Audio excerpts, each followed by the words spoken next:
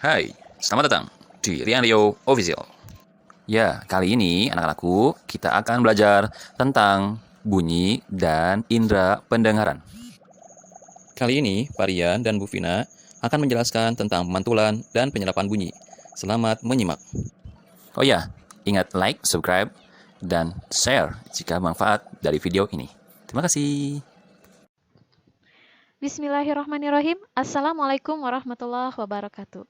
Anak-anakku, kali ini kita akan membahas tentang pemantulan bunyi dan penyerapan bunyi. Ya, apakah kalian tahu apakah setiap bunyi yang dikeluarkan akan terdengar sama?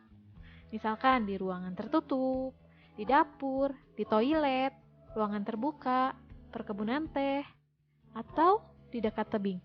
Bagaimana? Apakah terdengar sama bunyinya? Betul sekali, tidak sama ya bunyinya. Kenapa demikian?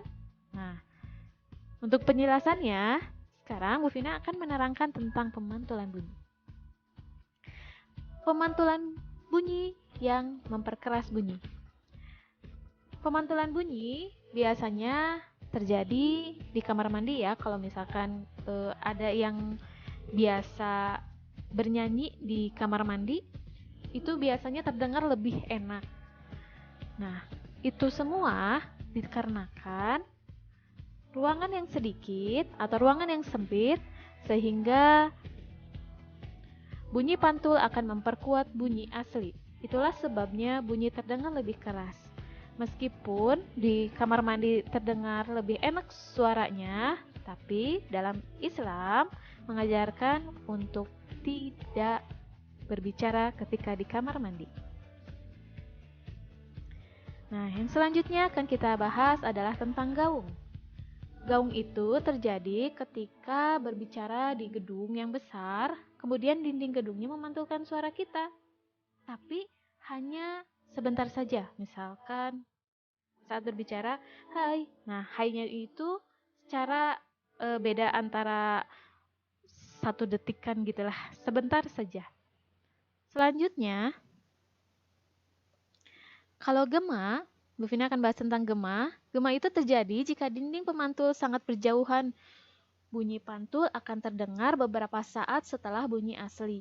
Biasanya itu kalau kita berada di tebing yang tinggi atau di tempat yang luas, saat kita berbicara, hai, hai, hai, hai. Nah, itu bukan ada orang lain yang mengikuti kita berbicara ya, tapi itu semua karena gema.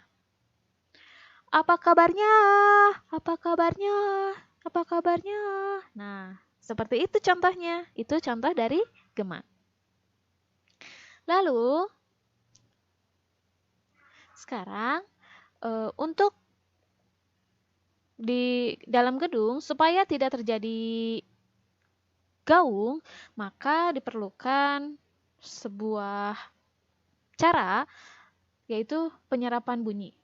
Adanya gaung kan membuat tidak nyaman ketika kita berbicara.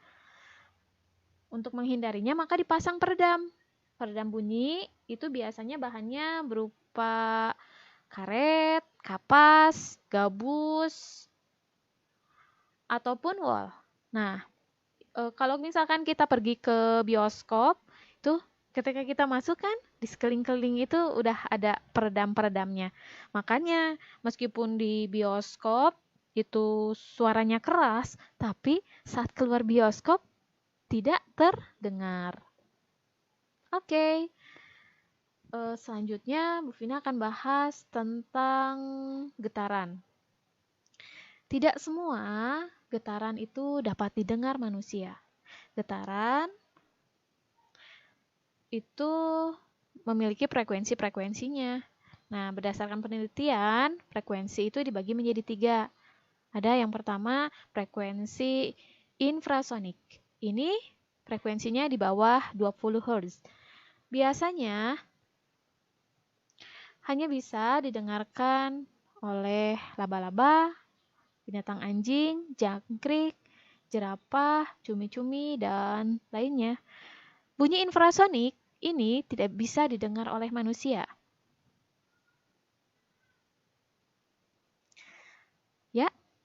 Selanjutnya, Bu Vina akan bahas juga tentang audiosonik.